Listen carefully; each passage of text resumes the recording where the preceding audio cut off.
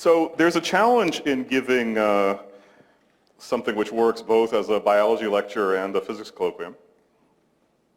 And I don't know whether I got it right, but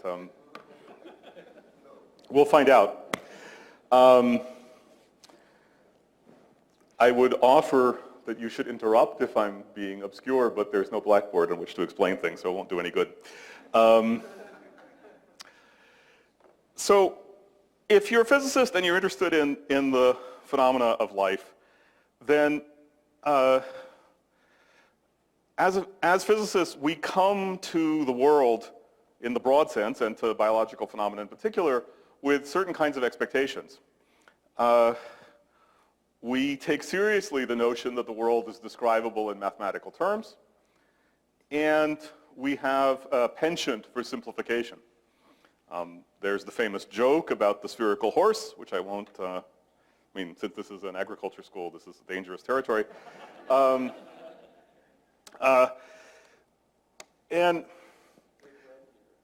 sorry, yes, this is, you breed spherical horses. Yes, that, yeah, an important collaboration between physics and biology.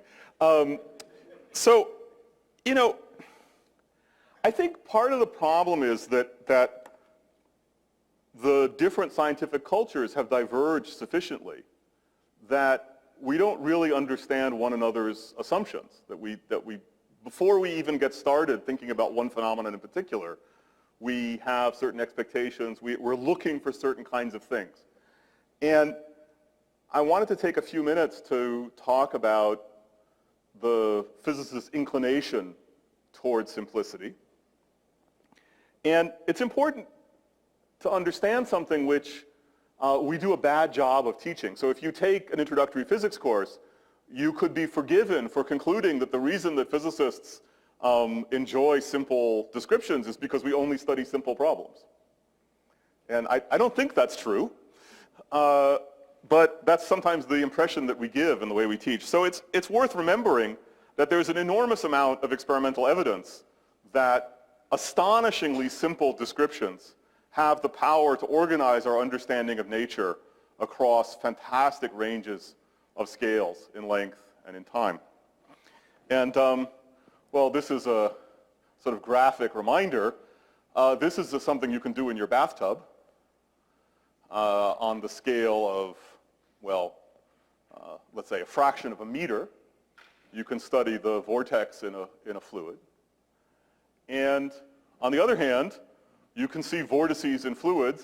In this case, the fluid is the air, which span 1,000 kilometers.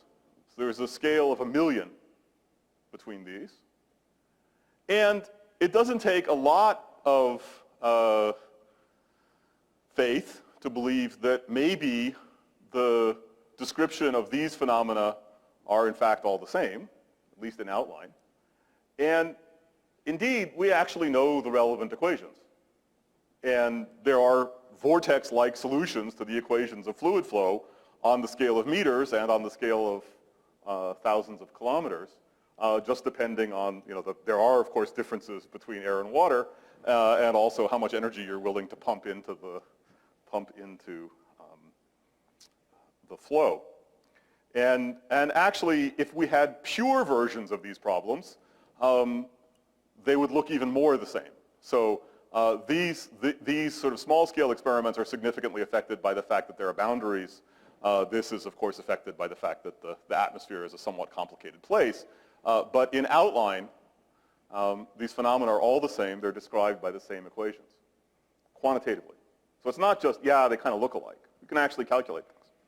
Now, there's another example, which is near and dear to many physicists' hearts, which looks rather less dramatic, but is in fact deeper. And it's one that I suspect most of you know about. This goes under the name in your freshman chemistry course of the law of corresponding states. So this is actually quite old. This is a collection of data from 1945, but the initial observations are from even long before this. And what you're looking at is the temperature and density of various substances.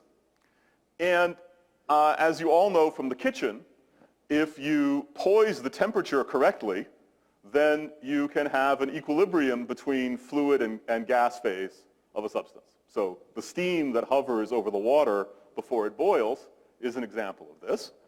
And at a fixed temperature, there will be a low density phase, which is the gas, and a high density phase, which is the liquid. And if you raise the temperature, this you may not have noticed, the density of the liquid goes down, and that sounds plausible. Less obvious is that the density of the gas goes up. And actually, there is a point up here, which in 1945 they didn't really have access to, where the density of the fluid and gas are indistinguishable from each other. In fact, the distinction vanishes, and that's the critical point. And what's interesting about this graph is that you'll notice that there's 3, 6, 8 different substances that if you choose the units, so density and temperature have units, and no one tells you what are the right units. So despite, decades of discussion about whether we should measure in Fahrenheit or Celsius, neither of those is a natural unit. So you can choose any unit of temperature you want.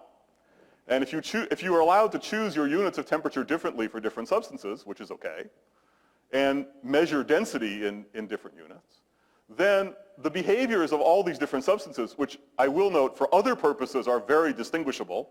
You don't want to confuse carbon monoxide and oxygen, for instance.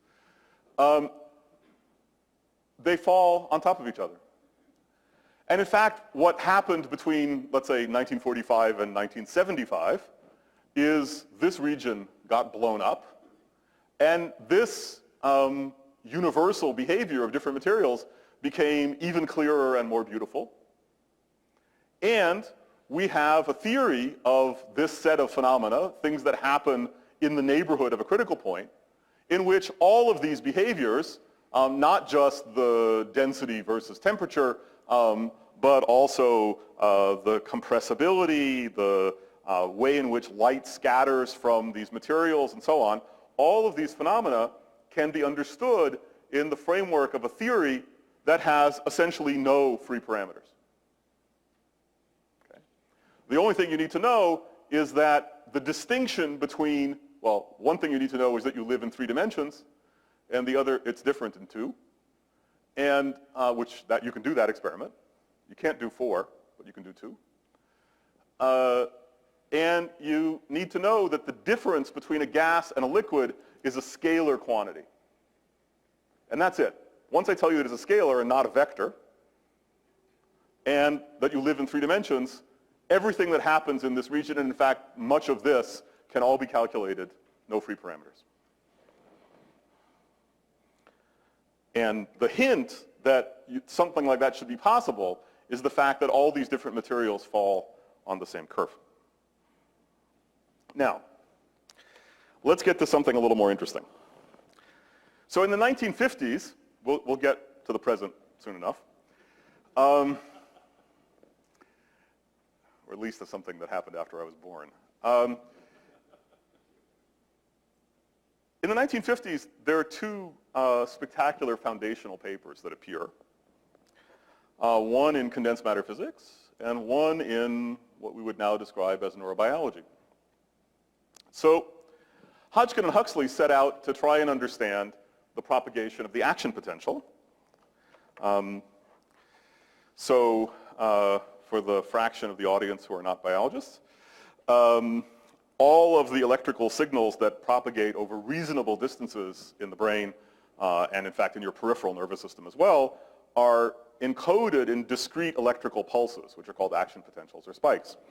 And there are no free electrons. All the electrical currents are carried by the flow of ions in and out of the cell across the cell membrane. And what Hodgkin and Huxley did was to try and dissect these dynamics through a variety of really beautiful experiments in a series of several papers that span more than 100 pages of the Journal of Physiology. This was the good old days. And they culminate in this paper, which is justifiably famous as one of the great examples of the use of mathematics in the description of a biological system. And they wrote out equations, which are called, amazingly enough, the Hodgkin-Huxley equations, that describe the flow of ions in and out of the cell, and in particular, the way in which that flow is controlled by particular protein molecules, what we now know to be protein molecules in the membrane of the cell, which are called ion channels. And the particular system that they studied, the giant axon of a squid, had only 2 of these ion channels, 1 for sodium and 1 for potassium, but the typical neuron in your head has perhaps 9 different kinds of channel, which are chosen out of the 100+ channels that are encoded in your genome. And the description that they gave was one of currents that flow in and out of the cell locally across the membrane. And they studied that by taking the axon, which is a long structure. It's, think about the fact about the, propagation of the signal from your fingertip to your spinal cord along your touch receptors, or back the other way along your motor neurons to flex your muscles in your fingers. So you have a long structure, and what they did was they stuck a wire down the middle of it to short circuit current flow along the length, and that left them the opportunity to study current flow in and out of the neuron. But then when you take the wire out, you understand why current flows along the length, because if you have ions dissolved in water and you have a voltage difference, then current flows for the usual reasons in an ionic solution. So you add that back, and the dynamics that they had carefully described then actually predicts that the only stable solutions of the equations are propagating pulses. And the propagating pulses have a shape and they have a speed. And the speed is entirely predicted by the equations, as is the shape, and they come out right. So that was the great triumph. You now understand how action potentials propagate. But in order to construct that model, they had to write down equations that have many parameters. So those of you who are aficionados will know what these things mean. For the rest of you, it doesn't matter. What matters is that there are about 20 of them. And they have units. So although they were oddly, so in modern terms, we would say they were sloppy about how they wrote these things, although I think this was a convention at the time. So this V is for voltage, so this 30 that gets added to the V must come in units of millivolts, and similarly, when you divide by something to put in the exponential, that should also come in units of millivolts. And at some point, I'm going to need another laser pointer if somebody has one. Anyhow, so there are these 20 parameters that they actually had to measure in separate experiments, or infer from separate experiments. And then, once those were all fixed, they could predict the propagation of the action potential. But it really did take 20 parameters. And I'll remind you that this is a neuron that, for some reason, only has 2 ion channels that control conduction, whereas the typical neuron has 9. Thanks. Well, 9, 7, I don't know. Doesn't matter, right? Another factor of 4 or 5 more parameters. Not to mention the fact that this is a homogeneous tube, whereas most of the neurons in your brain have elaborate 3-dimensional structure, and there are different channels in different places. 5 years later, there's another landmark paper that appears by Bardeen, Cooper, and Schrieffer on the theory of superconductivity. So many perfect, otherwise ordinary metals like aluminum have the property that when you cool them down to very low temperatures, they become superconducting. They lose all electrical resistance. If you make a loop of wire out of a superconductor and you start a current flowing in the loop, it will flow forever. And forever has been quantified. You can measure the decay over laboratory timescales, and forever really is something like the age of the universe. So you'll run out of place to put the, you will not be able to stand next to the wire long before the current stops flowing. Superconductivity had been discovered in the 1910s, and its explanation had defied, it is a very dramatic phenomenon, and its explanation had defied generations of theorists. And these gentlemen solved the problem. And there's this spectacular paragraph, thank you, there's this spectacular paragraph in the discussion section, which is a marvelous mixture of caution and triumphalism. And I didn't know Bardeen, but I did know both of these guys, And I have my guesses as to who provided the caution and who provided the triumphalism, but okay, so that was a joke for my physics colleagues. I'll draw your attention, so as with Hodgkin and Huxley, this is one of the all-time great papers. For those of you who keep track of these things, both of these pieces of work were awarded with Nobel Prizes. And there's this marvelous paragraph, and I draw your attention to this sentence.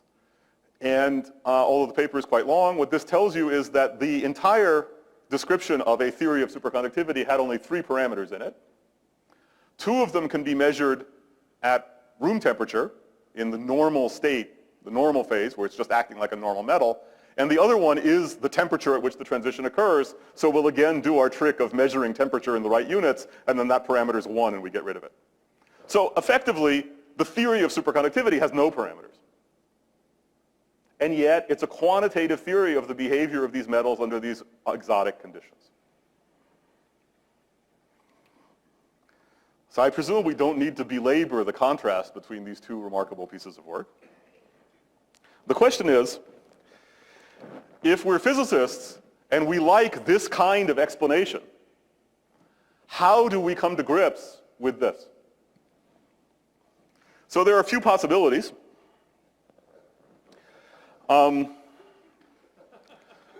One of them is unspeakable. And the other 2 are ideas that many of us spend time thinking about. Number 2 is an idea that I'm not going to talk about today. It's number 3 that I'm going to sort of sneak up on over the course of the lecture. So one idea is that although we spend a lot of time trying to understand the values of these parameters in order to describe the behavior of particular systems, somehow we're missing the point. And the things that are really important don't depend in detail on those parameters. And so although we build this parametric model, somehow that's just not the right way to do it. If we were smarter about it, we'd find a way to point to the essential features which would somehow be independent of all of those parameters. And that's a really interesting idea. Okay? But that's not what I'm going to talk about. The alternative is that the parameters that nature has chosen, that evolution has chosen, are parameters that have a meaning beyond the fact that they happen to fit the data. So if you imagine building a model of lots of ion channels in a neuron, lots of genes interacting with each other in a cell, a complicated network of biochemical reactions, you have the suspicion that if you choose the parameters at random, you will not get any functional behavior out. You'll get chaos. Literally, not figuratively. And so if nature is selecting for the functional behavior of these systems, after all, the organism has to live and survive and reproduce and solve all sorts of problems along the way, maybe the parameters that you see can be defined by the extent to which those problems are being solved. And if I could do that, I would have a way of pointing in parameter space to the place that evolution is going to drive the organism without having to figure out exactly what those parameters are. Okay? So that's a different spirit. And again, this is for my physics colleagues. There's one of the ideas that floats around in sort of the interface between cosmology and particle physics is the idea that the parameters that we see, the masses of the elementary particles, the strengths of their interactions, and so on, are the way they are. Well, originally I think the hope was that there would be some truly grand unification in which all these things came out as pure numbers. The alternative is that anything goes, and you could imagine the universe producing small universes in which these parameters take on different values, but the only one that we would ever notice is one in which the parameters are set such that structure can actually form, stars can turn on, planets can form, and life can evolve. And so that narrows the set of parameters down. That is reasoning which makes many physicists very uncomfortable, but in the context of biology itself, it probably makes some sense. Okay? It's not clear that the parameters of the universe are set so that life can evolve, but it is true that evolution itself sets the parameters that operate in organisms so that the organisms can survive. So I'm going to now dig in a little bit to some substance. And before doing that, I wanted to, giving seminars is an opportunity to reflect on what one friend of mine called the only truly meaningful honor in science, which is that smart young people cross your doorstep and want to work with you. And by that measure, I've had much more than my share of honors. And many of these people, as you can see, have grown up to have students of their own at various places around the world. And I'm not going to try and parcel out exactly who did what, but since the ideas that I'm talking about sort of grew over a very long time, it did not seem inappropriate to give the full list.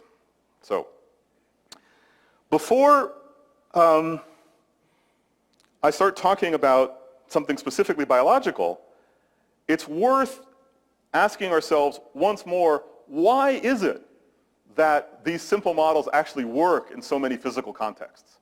And again, for those of you who don't have a physics education, one could be forgiven for thinking that that's because we're studying simple systems or because the path from microscopic detail to macroscopic phenomena is a very well-worn path. And if I want to understand the properties of a piece of material that I can hold in my hand, well, I just describe what every single atom in that piece of material is doing, and I'll get everything right. And that is a view which is pushed by certain people who have the agenda, perhaps, of running large computer centers at which such computations will be done. And it is true that sometimes you can do that. What's more true is that by doing those kinds of large-scale simulations, you can learn a lot, which is not the same statement as that you can get everything right. And on the whole, it is not true that we get all the details right and that that's why things work.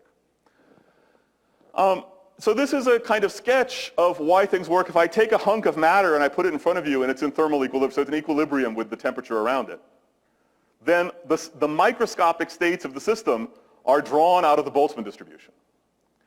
And the Boltzmann distribution can be defined, because you're in thermal equilibrium, it's the state in which the entropy has been maximized. Remember, the second law tells you the entropy is always going up. It stops when you come to equilibrium.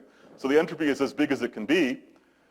Thanks to Shannon, we know that entropy, the thing that we talk about in thermodynamics, has a completely different interpretation, which is that you can think about how much information you would gain if I told you the microscopic state of the system. And that's also the entropy. And the larger the entropy, the more information is hidden from you. In a sense, the more random the states really are. So if there was only one possible state, then when I told it to you, you wouldn't learn anything because there was only one possibility. You already know that. If there's lots and lots of states, then it means that the actual state is being chosen at random from a very large set of possibilities. So when I tell you that the entropy has been maximized, what I'm telling you is that the distribution of states is such that the states you'll actually see are as random as they can possibly be, not as random as they can possibly be full stop, as random as they can possibly be given that you know what the average energy is. So that's thermal equilibrium. Now, there's a sense in which that by itself is a hint that your description should be simple. Because it means that once I tell you the average energy, I've told you everything you need to know. Everything else is chosen at random. But that's kind of cheating. It's true, but it's cheating, because if I want to compute the energy and relate it to, where are all the atoms in the sample, then that mapping could be complicated. And indeed it is for most real materials. So this isn't quite enough to understand why simplifying actually works. The real reason that you can simplify is because the interactions that are important are local. So atoms interact with their neighbors, and maybe their next neighbors, but not with the atom on the other side of the sample. And that means that when you try to write down the energy as a function of all the microscopic degrees of freedom in the system, all the functions that you can write down are built out of things that are local in space. But then there's this remarkable thing which was really only understood in the 70s, which is imagine that you wrote down all the possible local terms. Because you only have so many neighbors, there aren't infinitely many of them. There are a lot, but there aren't infinitely many. And now imagine that instead of trying to describe what happens at the very shortest distance scale, you average out the details on a scale of 5 or 10 atoms and zoom out and ask yourself, now what does it look like? And then instead of 5 or 10 atoms, why don't you do 10 or 100? And zoom out some more. What you'll find is that all those different terms you can write down, most of them get smaller and smaller the further out you zoom. Essentially because you're averaging things together and they average out. A very small number of terms have the property that they actually get bigger. And those you have to take account of. Because if you want to get from the scale of microscopic degrees of freedom to the scale of things you can hold in your hand, those are the ones you have to keep track of. And it is a spectacular thing that the terminology that was introduced to describe this is that these are called relevant operators. And the thing I really like about this is that we work in a field in which relevant and irrelevant have been given a technical meaning. Okay? You know, of course, everybody only wants to take account of the relevant things and leave out the irrelevant things. That doesn't, you can get people to agree to that quite easily. But in this context, we actually know how to calculate this. And we can, assign every single term. This one's relevant, this one's irrelevant, and so on. Okay? And the miracle is that there aren't too many relevant ones. So if I give you a hunk of matter, and I want to describe its behavior while it's in equilibrium, then what I need to do is to write down the maximum entropy distribution, so that is to say, a description which describes the system being as random as possible, but I should tell you a few numbers, which are the average values of all of these relevant operators. And once I do that, I'll give you a theory of the whole material. So, let's try it.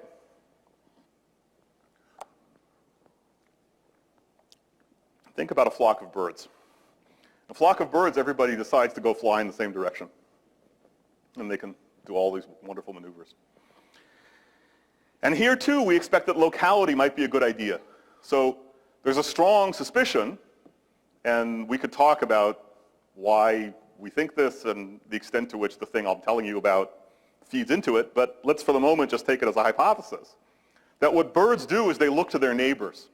They don't look for the guy all the way on the other side of the flock, they look to their neighbors.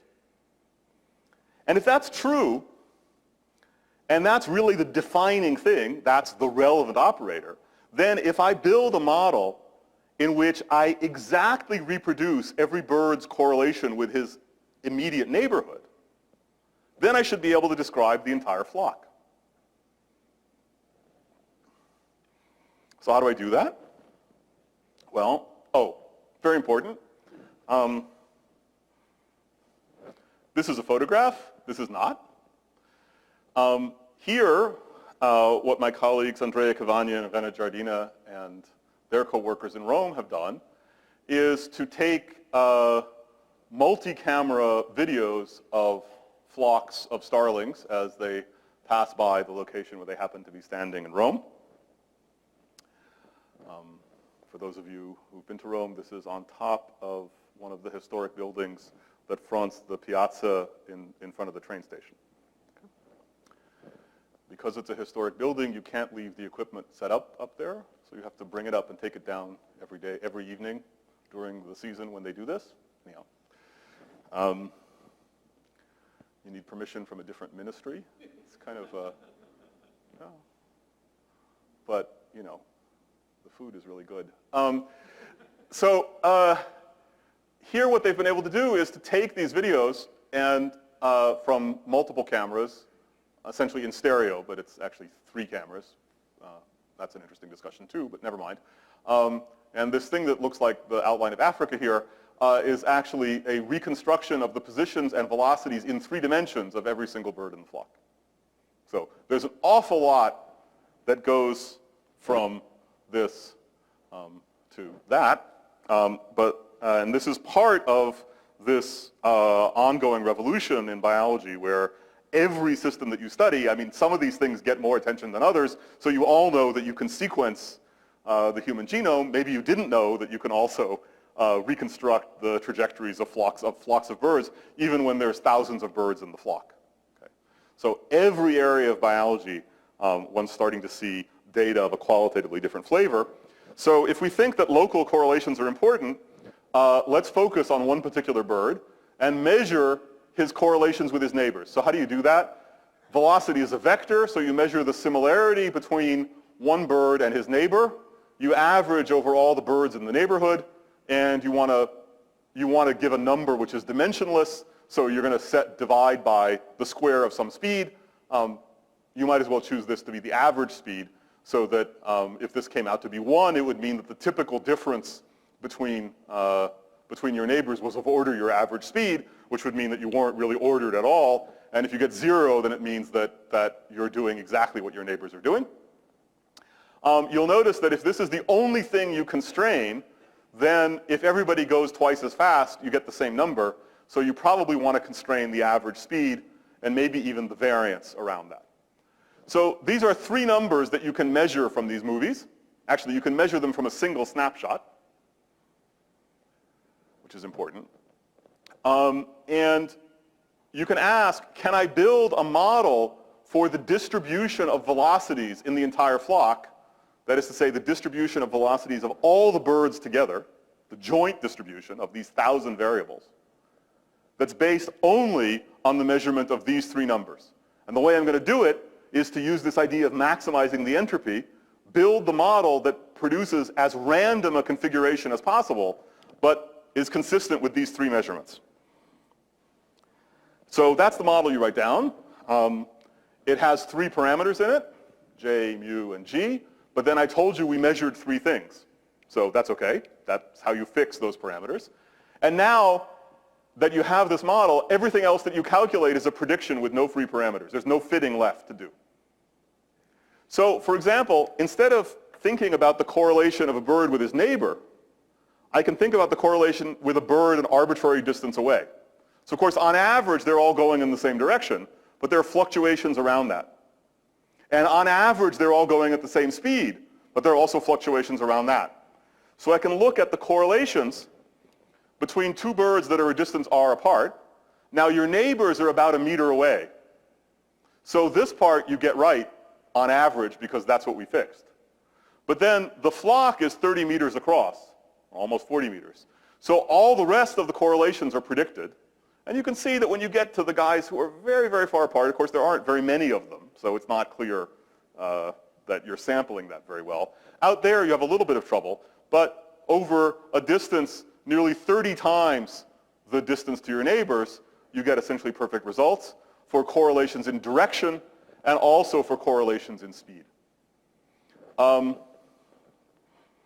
me make an aside for my physics colleagues. For the biologists, I'll explain this in just a moment, but just for the physicists, a hint. You have vectors, right? And they've all decided to go in the same direction. And the interactions are local. So you've spontaneously broken a continuous symmetry, and therefore there are Goldstone modes. These long-range correlations come from the Goldstone modes. So as my friend Andrea likes to say, the birds know Goldstone's theorem. These are the fluctuations in speed. There's no symmetry associated with the speed. So these long-range correlations you're going to have to think about a little more. Okay, back. For something completely different. So what was the idea there? I was looking at a flock of birds. I keep track of the correlations with the neighbors. And then after that, I say, well, everything can be as random as it wants to as long as you get those local correlations right. And it worked. We can predict correlations over very long distances. In fact, you can predict higher order things where, correlations among groups of 4 birds and things like that. Let's think about a protein. It's completely the opposite end of the scale. Single protein molecule. You know that the structure is determined by interactions among all the amino acids. You also know that if you look across evolutionary history, different organisms will make functionally and structurally very similar proteins with different amino acids, different amino acid sequences. So evolution has been exploring the space of possible sequences and selecting those things that actually work. and you can recognize that they all belong to the same family. In many cases, we have multiple structures, and we can see that they lie on top of each other. And we can see that the substitutions of amino acids are not random. They're not completely random. You know that if you make a completely random sequence of amino acids, it doesn't fold into a protein at all. So it's not true that every single detail matters, but it's not true that being random works either. So it's in this interesting in-between space, right? And different families are, of course, in different places. So what you might ask is, if you look across a large family of proteins, and you ask, are the substitutions of amino acids at site 17 and site 32 correlated with each other? Now, since there's 20 possibilities, you can't just take the product, right? So what you measure is the mutual information. If I tell you the amino acid at site 17, how much information does that give you about the amino acid that you'll find at site 32? And you can plot that against the distance between the amino acids in three-dimensional space, not along the chain. And what you find is that nearby guys tend to be a little more correlated, which is kind of encouraging. But there's a broad distribution. And in fact, if you look, you'll see that even things which are very far apart, essentially on opposite sides of the protein, are correlated with each other. Now, if you try to make a model of the probability distribution of sequences, so that you could ask, for instance, what's the probability that this sequence will belong to this family? You can try doing that by taking account of these pairwise correlations. Many people have been doing this, and you end up building models that look kind of like this, and they have a form which, if you think about the corresponding physics problem, corresponds to the amino acids sort of directly, as if there were an energy of interaction between the amino acids, but this isn't the real energy that causes the protein to fold. This is a kind of hypothetical energy that determines the probability you'll find these two amino acids together in this particular sequence. Now, you might think that those interactions should be local, because if I make this amino acid too big, I can compensate by making this one a little smaller. If I try burying a positive charge here, I might be able to make up for it with a negative charge here, although really you shouldn't try that one. That's pretty tough. And so on, right? If I make changes, I imagine that directly what has to happen is that the nearby amino acids have to compensate for the changes in order to keep the overall structure the same. And so various people have been trying to do this, and I think the first paper that really articulated the hope was this paper by Lucy Colwell, Deborah Marks, and colleagues, who noted that if you try to build this model, then at least in approximate versions of it, this really does come out to be local. What that means is that although here you see things that are spread out over long distances, when you look at the probability distribution itself, you can see that the terms inside the distribution pick out neighboring amino acids in three-dimensional space. But if that's true, it means that by looking at a family of 2,000 sequences, I can determine which amino acids, wherever they happen to be along the chain, have come together in three-dimensional space to be neighbors, which means that I can fold the protein.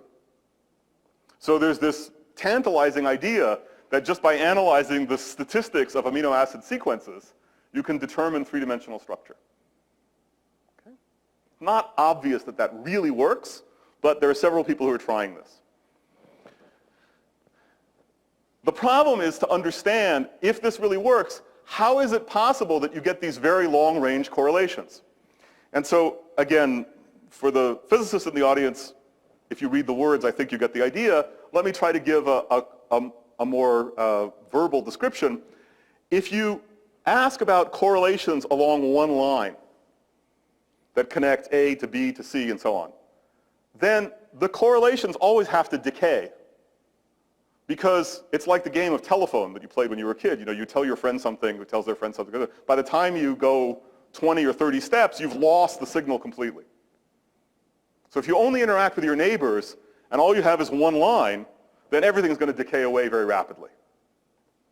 But in 3 dimensions, if I take 2 points that are far apart, there are many paths that link them.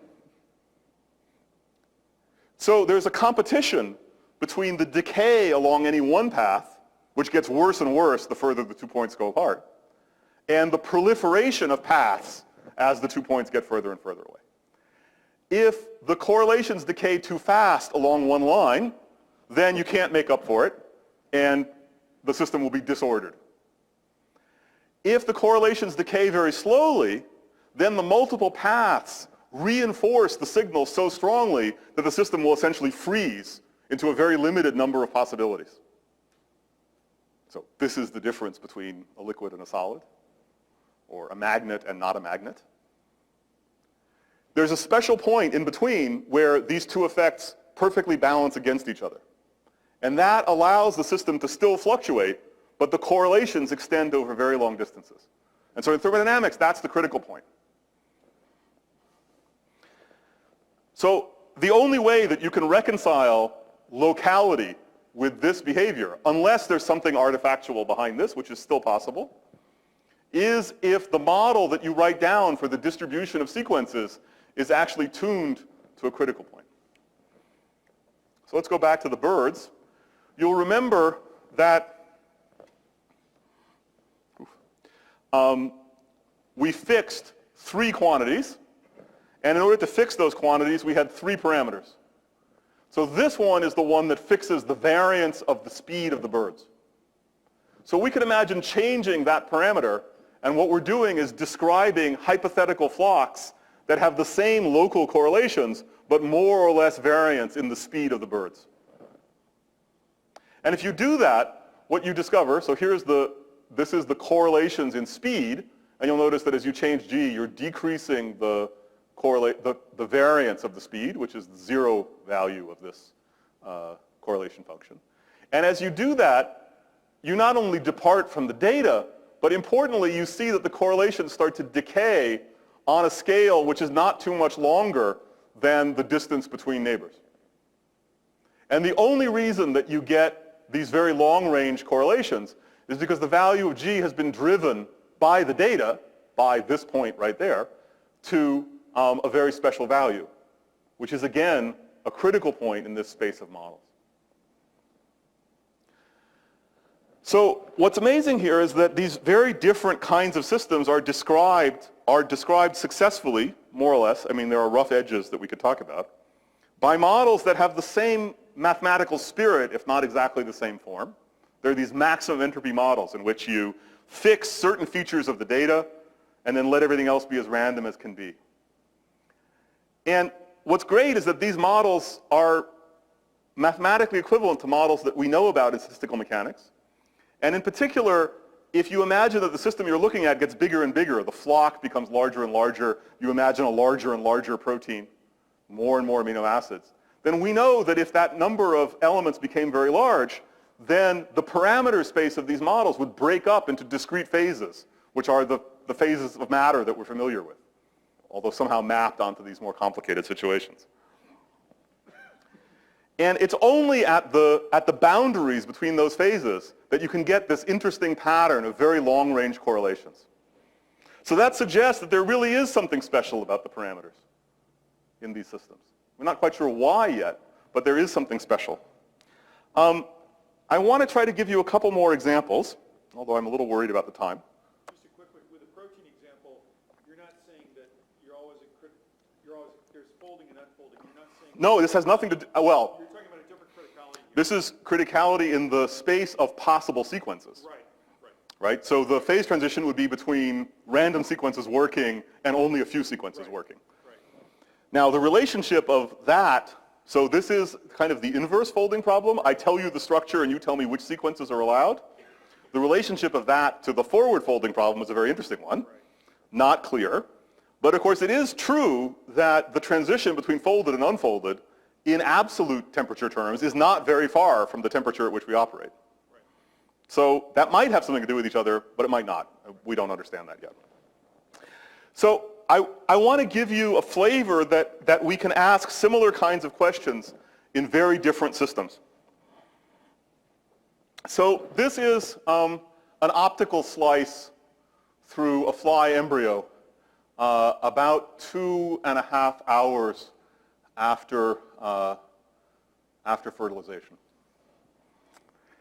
And what's been done is to use antibodies to stain for particular genes that are known to be involved in the formation of anterior-posterior pattern. So the head is going to be at this end, and the backside of the animal is going to be at that end. And these are the so-called gap genes.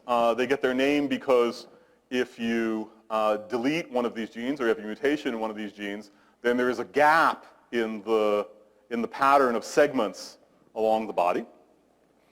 And nowadays, you can measure these patterns very accurately. My colleague Thomas Greger and his students have shown that by doing these experiments carefully enough, you can measure the expression levels of these genes, the concentrations of the proteins, with an accuracy that corresponds to just a few % of the maximal value. So these error bars here are not errors in measurement. They are fluctuations from embryo to embryo at this particular moment in time when things got stopped. By the way, since you do stop the action in order to make these measurements, you need to know when you stopped. And so that means you need a clock which is expressed somehow in the structure that you can see. And this is the moment, so flies are a bit special. The first stages of cell division are so rapid, again, many of the biologists in the audience know this, but to try to keep everybody on the same page, the first stages of cell division are so rapid that the cells don't actually stop to build membranes and to divide the cells. So you're duplicating DNA, you're duplicating nuclei, but you're not actually building cells. This is the moment where there's a pause in that process and the embryo builds walls or membranes between the cells. And so the clock you can use is to watch the big membrane that surrounds the entire egg invaginate to make the membranes that will become the membranes between the cells.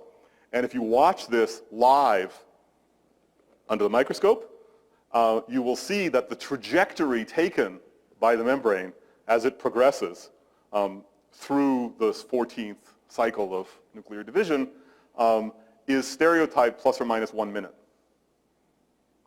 which is by itself, I think, quite astonishing. This is a process that takes about 45 minutes.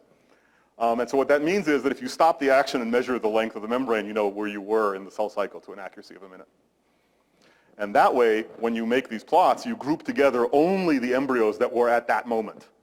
Because over the course of the 45 minutes during this cycle, these things go up and down. And if you mix them together, it looks like a mess. So not only can you make a precise measurement, but the reason you can make a precise measurement is because there's this underlying precision of the system. This is a kind of pleasing thing. So let me try to be very brief about this. There's a lot one could say here. I mentioned that these error bars reflect fluctuations in the concentrations of these particular proteins from embryo to embryo.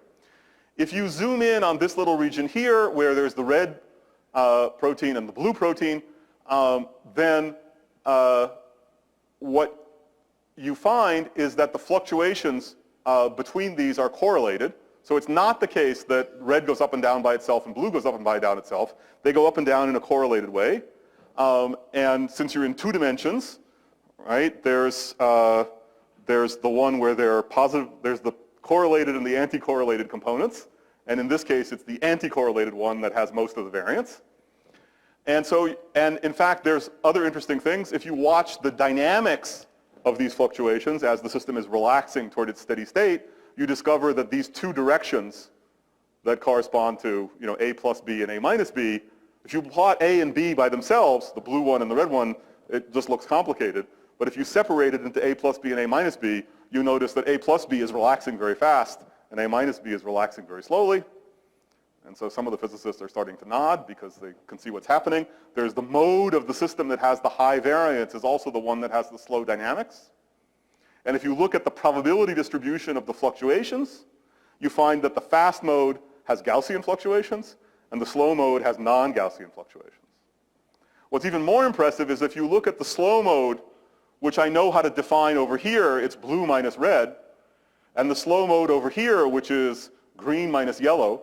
So these have no genes in common with each other, and they're separated by 1/4 of the length of the embryo. You find that they're correlated with each other. And in fact, if you define the correct combinations, you can find that these correlations extend essentially over the entire length of the embryo. If, on the other hand, you choose the wrong combinations, the correlations extend over a distance that's basically the distance between cells. So there are modes in this system, modes of fluctuation that carry correlations over very, very long distances, as in the birds, as in the proteins. So I want to end by saying a few words about networks of neurons. And I'm going to end there in part because I want to tell you about something we're really excited about, but also because this is actually where my involvement in all these questions got started. So what we'd like to be able to do is, in the same sense that we can describe all the velocities of the 1,000 birds in a flock, I'd like to be able to describe the patterns of activity in a network of 100 neurons, maybe someday 1,000 neurons, maybe more. 100 is about where we are at the moment. Of course, one has to be able to do what my friends in Rome did for the flock, which is to tell you what all 100 neurons are doing. As many of you know, there's been an enormous amount of progress in this over the years. This is the system that I've spent most of my time thinking about. It's a collaboration with Michael Berry's group at Princeton. Michael's interested in the salamander retina. If you want to record from a large number of neurons at once, the retina has the extraordinary advantage that the first approximation, it's flat. And so therefore, if you make an array of electrodes on a plate, you can take the retina and put it down on the plate. And many of the geometrical problems that most people have in recording from lots of neurons are just not there. Okay? So that's part of why we all went there. There's lots of other reasons too, but for this purposes, it's just a good example. And in the retina, you can record from 100 neurons or 150 neurons in a neighborhood where the retina has perhaps 250 output neurons. So not only are you collecting a large number of neurons, you're collecting a large fraction of the neurons. And you're doing it with electrodes, so you can see the individual action potentials. You can sort all those signals out. If you take a little window of time, either there's an action potential or there isn't, and so the response of every neuron is binary. Okay. Fantastic system. As many of you know, there's another development, which is to record not using direct electrical measurements, but using optical measurements. You genetically engineer a mouse or a fly so that all of the neurons or selected classes of neurons express a protein whose fluorescence depends on the local calcium concentration. And as the action potentials are going, calcium flows in and out of the cell. And so the calcium concentration is a kind of slightly blurry record of the electrical activity over the last 100 milliseconds or so. And this is a technology which is evolving very rapidly. People are trying to produce genetically encodable probes that directly measure voltage. There's lots to be said about how one analyzes these data. I'm going to sort of skip over it for the moment, except to say that in my colleague David Tang's lab, they've been working on doing this in the hippocampus in little mice. There's this wonderful thing that they developed where the mouse runs on a air-suspended styrofoam ball. You use a computer mouse. I think that juxtaposition was on purpose, to monitor the rotation of the ball, which you then use to drive a virtual reality system for the mouse. So he has the experience of running along on a track or running around in a 2- or 3-dimensional environment, but all the while his head is fixed, which means that you can look into the brain with a very powerful scanning microscope and access and visualize individual neurons over a large field. And so they've done this in several different brain areas. I mean, this is, again, an evolving technology. Let me focus on experiments that are done in the hippocampus. As many of you know, the hippocampus is home to the famous place cells, which are active when if you let the mouse run around here, you'll find some neuron that is active only when the mouse is in this small neighborhood. These were discovered by John O'Keefe and his colleagues, for which he shared the Nobel Prize last year. It's a beautiful system. So since there are many steps in processing the data, you want to convince yourself that when you finally turn the fluorescence signals into things that you trust and then turn them into something binary to keep things simple, so you say the neurons are on or off, you'd like to convince yourself that you've preserved this notion that cells fire at particular places, and so this is the probability that we will assign from the data the neuron to be active as a function of where the mouse is along the virtual track. And you see that there is indeed a sequence of cells. Not all of the cells, by the way, but many of them are these place cells that fire only at particular places along the track. So remember that now I would like to do the same trick I did before, but now locality doesn't help me because neurons are connected to each other across regions that span many, many neurons. So it doesn't help to say only keep track of your connections with your neighbors. So what we're going to do is to build a model that keeps track of all the pairwise correlations in the system. So you can measure the average probability that any one of these neurons is active. It's almost the same for all of them, but they have some pattern of correlations. You'll notice some of the correlations are positive, some of the correlations are negative. In fact, the negative ones are very widespread. The positive ones are much more limited. And so you would like to build a model which is consistent with these data, but otherwise as random as possible. And that's this model, which the physicists in the audience will know and love. That's the Ising model. Importantly, once you know these average probabilities of each neuron being active, you know these coefficients hi. Once you know all these correlations, you know these interaction terms jij. And so now, again, everything else that I calculate will be a prediction. And again, what this model is telling you is the probability that you will find any combination of these 78 cells to be on or off. Okay? And presumably some of those have probability near zero, but there's a range. There's thousands of patterns that you see just in half an hour of data. And so in principle, we assign a probability to every one of those. But you can't test it by just checking, what's the probability of pattern number 472, right? Because pattern number 472 doesn't occur very often, so a little awkward. So how are we going to test this? So since we're keeping track of pairs, the next thing you could do is try triplets. So what's the probability that these three neurons are active at the same time relative to what you'd expect if they were firing independently of each other? And this is what you predict, and this is what you observe. And you might worry that all the action is down here where the correlations are very weak, so let's blow that up. And you can see that they fit, the prediction is very good. It's not perfect, probably shouldn't be. Right? Remember that if every data point is within error bars of the prediction, something's wrong, because errors are a distribution. Just be careful, right? You should have some guys who stick out. We have about the right amount. So, it's not clear that you should care about 3-point correlations, but there are, 75,000 of them or something. So the fact that they all come out right is a pretty stringent test of the model. But the deeper test is that this is a model in which the activity of the network is collective. Right? I've thrown away any knowledge of where the mouse is along the track. I've thrown away time. I'm just telling you about the probability of finding the network in a particular state at one moment. And I'm telling you that that probability is determined by comparing what the different neurons are doing with each other. These guys like to be together, those guys like to be apart, and so on. So if that's true, then what that means is that the model is predicting that if you tell me what the 77 neurons are doing, I have a prediction for the probability that the 78th neuron will be active or inactive. And the form of that prediction is completely determined by the model. There's no more fitting to be done. So if you tell me what everybody else is doing, I have a prediction for what this guy should be doing.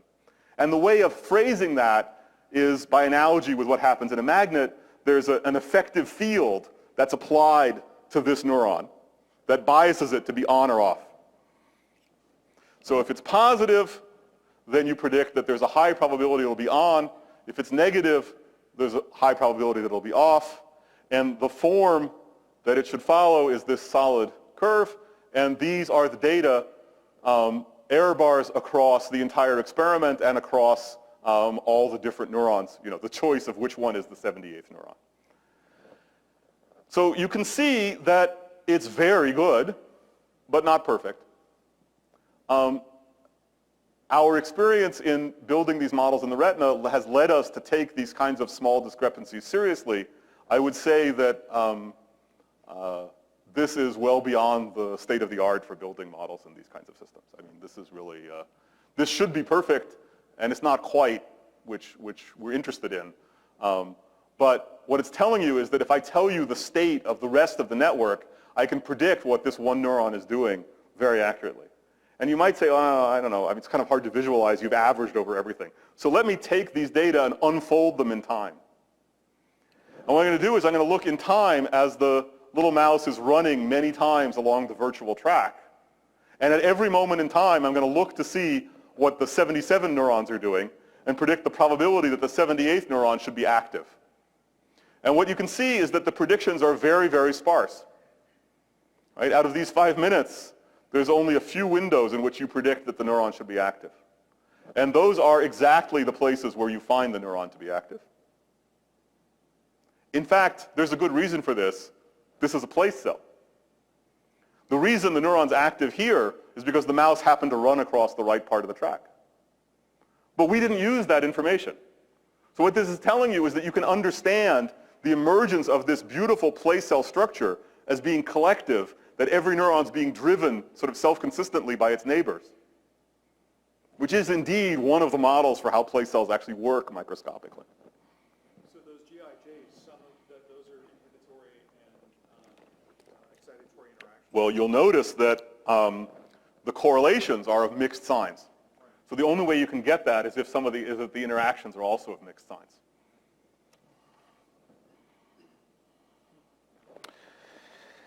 So the last place I want to go is to try and tie all the way back to the beginning.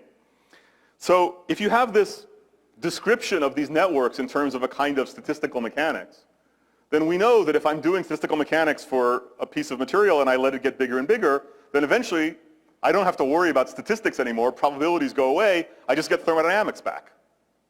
So can I imagine doing the thermodynamics of a network? Well, okay, that sounds weird because thermodynamics is about heat and it's about temperature and it's about a bunch of other things that don't seem to have any relevance to a bunch of neurons.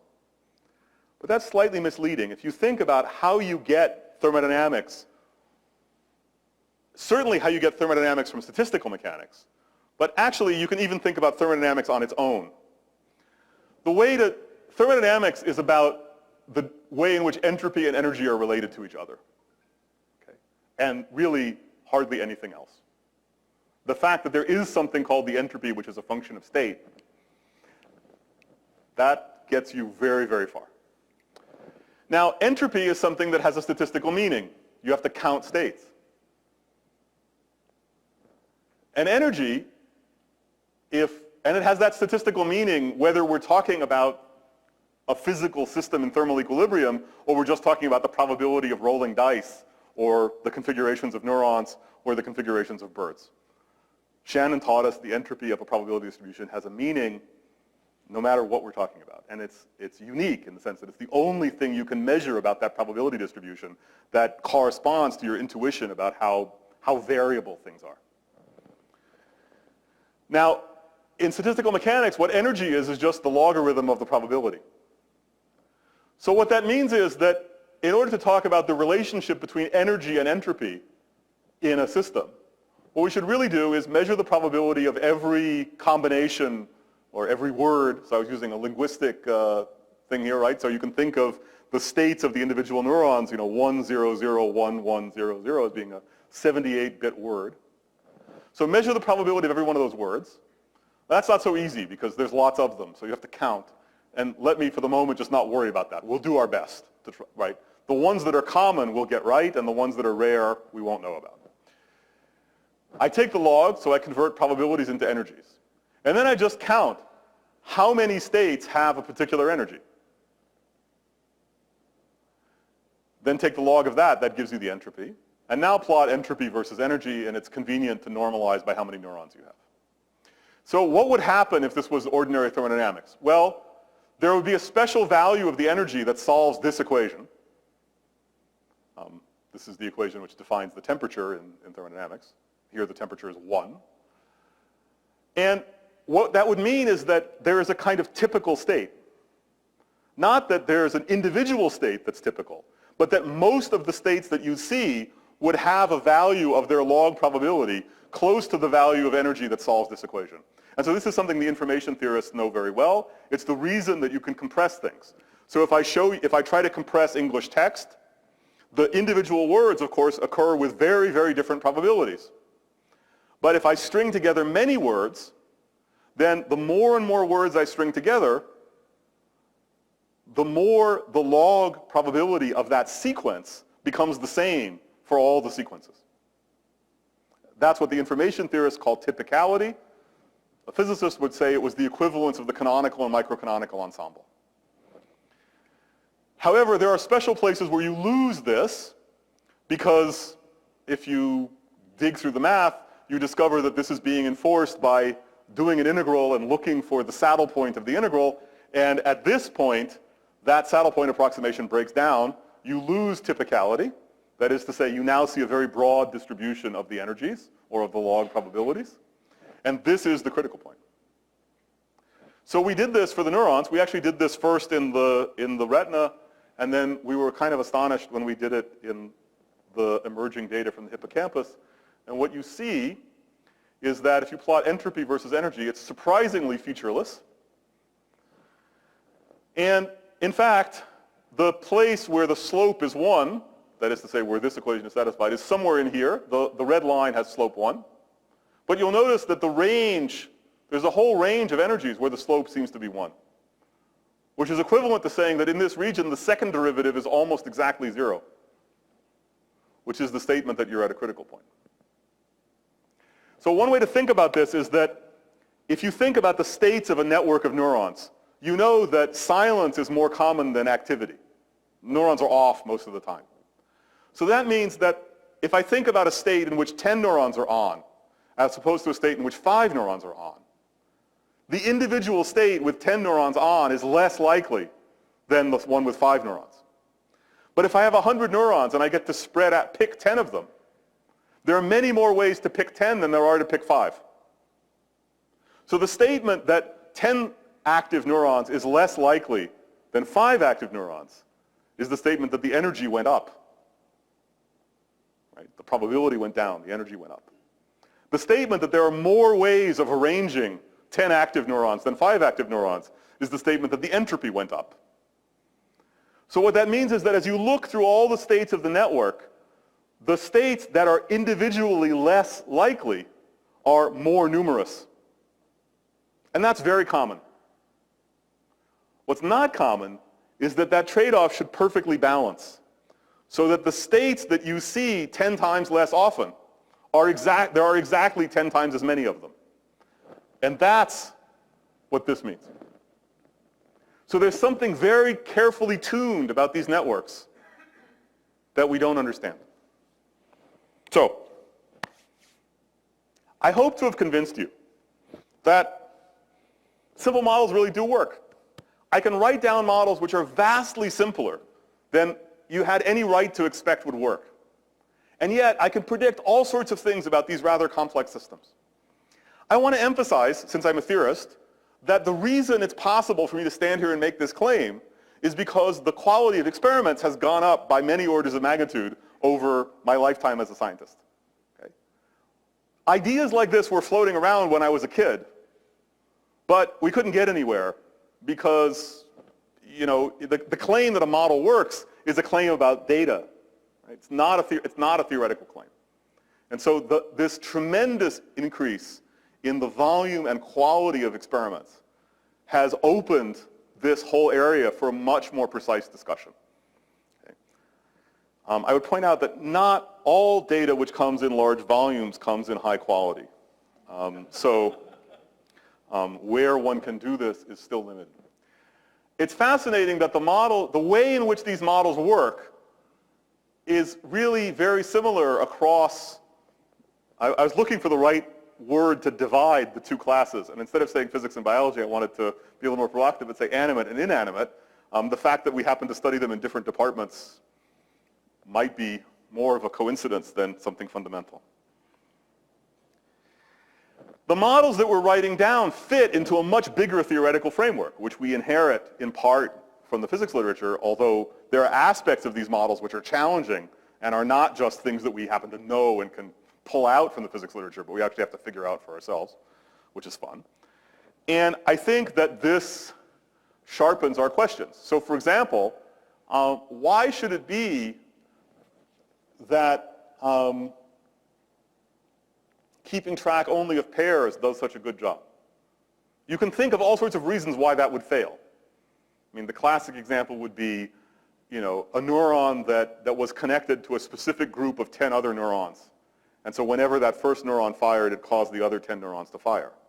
You couldn't possibly get that right if you're only keeping track of pairs. And maybe we don't. Maybe there's something about how we're looking at the data that means we're missing the things that we get wrong, and that's a real possibility. But clearly there are bounds on that come from how good the predictions are. The framework that we have from statistical mechanics encourages us to rephrase our question, not what are the values of all the parameters, but there's this notion of a phase diagram of possible systems, and ask where we are in that phase diagram.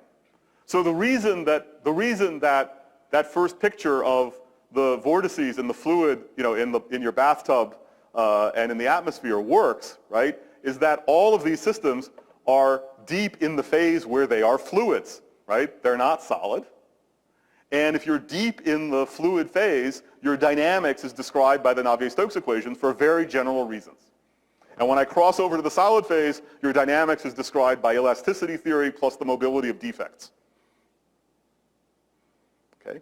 So if I can tell you where, and that's true no matter what kind of solid you are or what kind of fluid you are.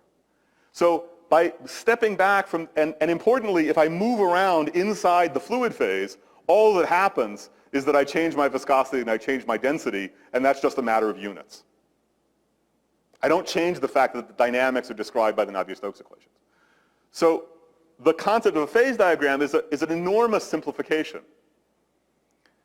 And although we don't yet know how to construct the phase diagrams for all these systems, what we see are hints that the answer to the question, where am I in the phase diagram, is surprisingly common across these many different systems. That all of them seem to be poised near some sort of critical point or critical surface. And this is an idea that, again, has a very long history. Not a terribly noble one, because I think that for many people, the idea that biological systems, so they had lots of ideas about why it would be a good idea for biological systems to be near their critical point. So when you're near a critical point, you're incredibly sensitive to certain kinds of perturbations. So you have the idea that, well, maybe the reason the brain is near a critical point is you can amplify very tiny sensory signals. And then, the correlations extend over long distances, so that allows things to communicate with each other very far apart, and on and on. Unfortunately, for every one of these, there's a counter-argument. If you're near a critical point, the fluctuations are also very large, so maybe that makes things noisy and it'll be hard to see anything. And along with the long correlation length comes a long correlation time, so maybe you'll be very slow. So although there was a lot of ideology about why being near a critical point was a good idea, it was a kind of selective reading of the phenomenology, of the phenomenology we understand in the models, and trying to map that onto the biology. What's changed, I think, is that now, experimentally, we can build models that are grounded in the data. And so we get models out that have the form that we know from statistical mechanics, but they're not arbitrary choices. They're the ones that are driven by the data. And those data are pushing us toward this idea that the systems are poised near a critical point. Now, at a critical point, many things are either at their maximum or a minimum. Many of them, as I indicated, have a kind of sensible biological flavor to them that you can imagine evolution selecting for. And other ones don't. And so if this whole scenario is right, then there's going to be a challenge in pulling this apart and understanding what it is that evolution was really selecting for in driving these systems to this very special place in their parameter space. But the thing I want to leave you with is really the first sentence. That I can tell you that when we started on this path, what we were doing was trying to eliminate the simple models. My friend Michael Berry came to me and he talked to me about these recordings from large populations of neurons, and he said, well, you know, we can always measure the pairwise correlations, but now I can record from, in those days, 20 neurons at once. So surely there must be things about the 20 neurons at once that aren't just the consequence of the pairs. How do I pull out these uninteresting effects of all the pairs and separate out the really interesting, deeply combinatorial things? And what we found was that really the pairs explain almost everything. It's not everything. You have to be a little careful, but there's certainly no sign of these deeply combinatorial effects. And so in that sense, the system is vastly simpler than it could have been.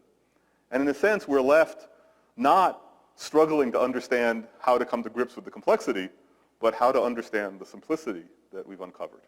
So let me stop there. Thank you.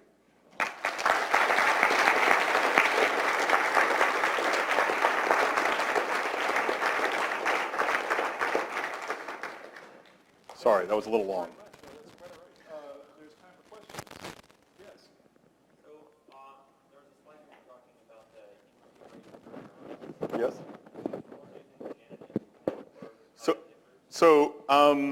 So this is the Shannon entropy. There's only one entropy. Don't let anybody tell you otherwise. It looked like you were doing log P, not P log. Oh, sorry. So let me, so first of all, this is a bit sketchy. Here you are. All right. So, so entropy has the usual meaning. And the thing that we think of as the energy is the log of the probability of one particular state. Okay. So that's the connection. But yeah, when we talk about the entropy of the system as a whole, the entropy of the distribution, that's the sum minus the sum of P log P.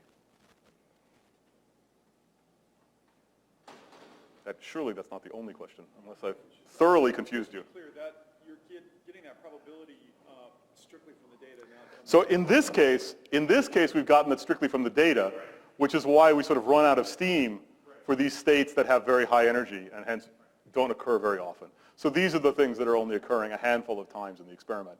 And we probably shouldn't even plot them, but just for, I mean, when you start leaving things out of plots, you worry. So, Mark. So why should thermodynamic quantities that we usually think of in equilibrium thermodynamics explain something like a ring that we think of as being highly non-equilibrium? So if you think that you can describe the probability distribution of activity in the brain, and that probability distribution has a meaning, that is not obvious. It could be that things are so dramatically non-stationary that talking about that distribution is meaningless. I kind of think not, and I can't think of any way of analyzing data that doesn't assume that such a thing exists.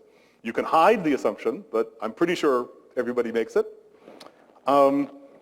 As soon as I tell you that there is a probability distribution over some set of configurations, I think you can argue that thermodynamics is really what happens as that space of possible configurations becomes large. Now, it's not obvious that we can record from enough neurons to see the emergence of a thermodynamic limit. And I'm not sure that we have yet, okay? But this was partly to sort of encourage you to think that thermodynamics, although that basically, if you think about probability distributions for systems that have many degrees of freedom, and you think about adding more and more degrees of freedom, then thermodynamics is a statement about the structure of those distributions in the limit that the number of degrees of freedom becomes large. And really, nothing more. Now, the fact that thermodynamics for the things you hold in your hand is also associated with how hot it feels, that's another matter altogether. Okay? But there is a thermodynamics that's tied to the distributions. It's something which our friends who do dynamical systems have thought about a lot. So there, quite explicitly, non-equilibrium, the probability distributions in question are distributions of sequences of states. And there, taking the limit as the sequence becomes long is easy because you can just imagine observing for longer and longer. And so there's a thermodynamics of that distribution over sequences. I'm wondering if the fluctuation dissipation theorem might have worked here. Yeah. There's a relationship between fluctuations as a physical system in equilibrium is out of equilibrium. So the thing that we don't know how to do is how do I apply a field? So I can do things, right? I can, clap my hands next to the bird on the edge of the flock. And that presumably causes him to turn away from me. But should I think of that as being a little magnetic field that I applied that tips his spin? If it is, then in this framework, there's something like a fluctuation dissipation theorem that tells me how that information would propagate through the flock. But it's not obvious that I'm allowed to do that. In fact, let me be clearer, it's obvious that you're not allowed to do that. Because, so there are many reasons why that shouldn't work. It might anyway, but it shouldn't. Andy? So you've warned us that there's lots of bad ideas about applying this criticality, but I'm still, your talk has provoked me to Yes. wonder them.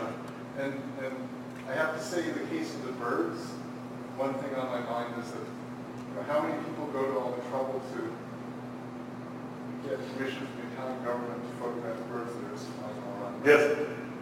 So have we selected the problems that are critical? The same folks, Andrea Cavani and Irene Giardina,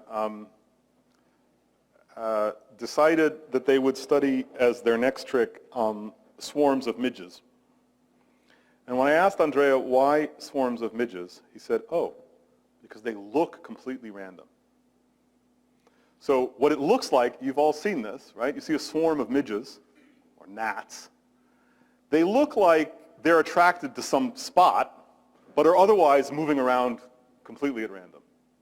So they did the same thing. Of course, higher speed cameras, right? So next generation experiments. Higher speed cameras looking at them from 3 directions. You would like them to be over here, so you put something on the ground that seems to attract them, so they hover over here.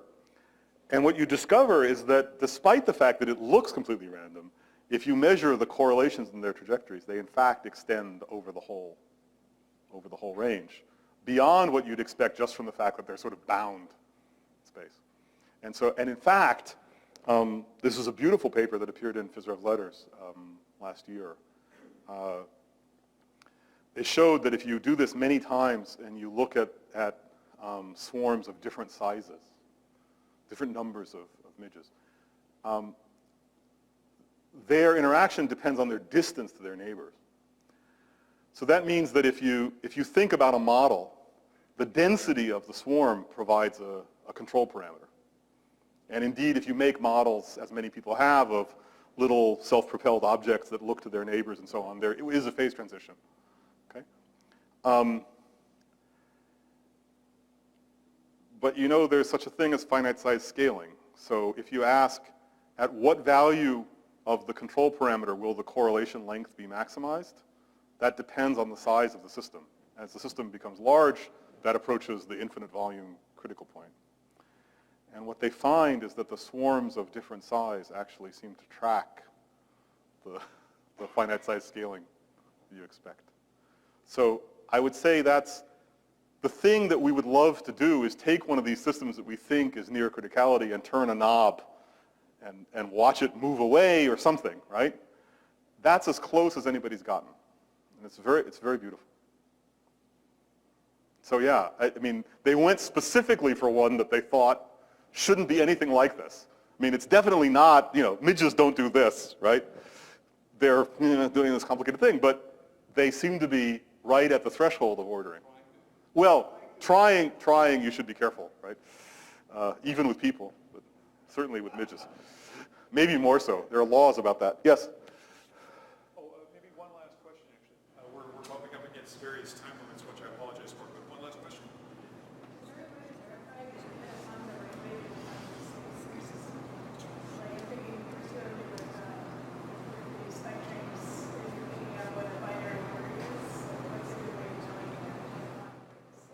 That's a great question. So, The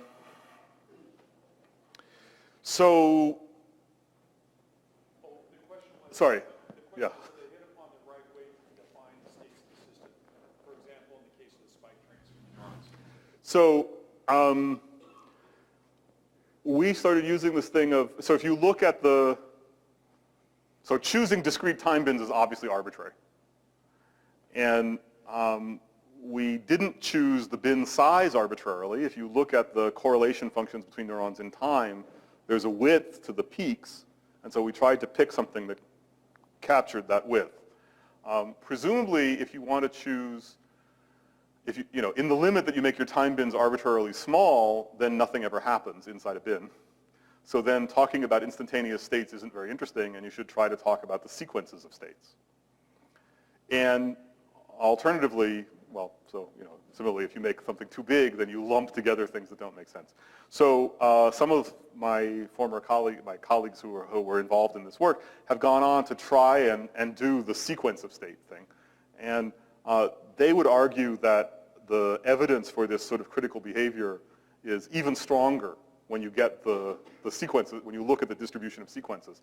It also has the feature of connecting to a different idea about how networks can be critical, which are these models in which people talk about avalanches, where, you know, one neuron fires and then another neuron fires, another neuron fires, another neuron fires. And so if you try to make models not for instantaneous states, but for sequences of states, then you can see how, as you move around in the parameter space of those models, you can go between something that's critical in the sense that we're talking about here, where the distribution of single states is critical, and one where there is this kind of thermodynamic divergences or singularities, but they're dominated by the effects of the sequences rather than the things at individual times. What you really want to do is get rid of the bins altogether. And nobody's done that yet. But there's a strategy, it's just nobody's done it yet.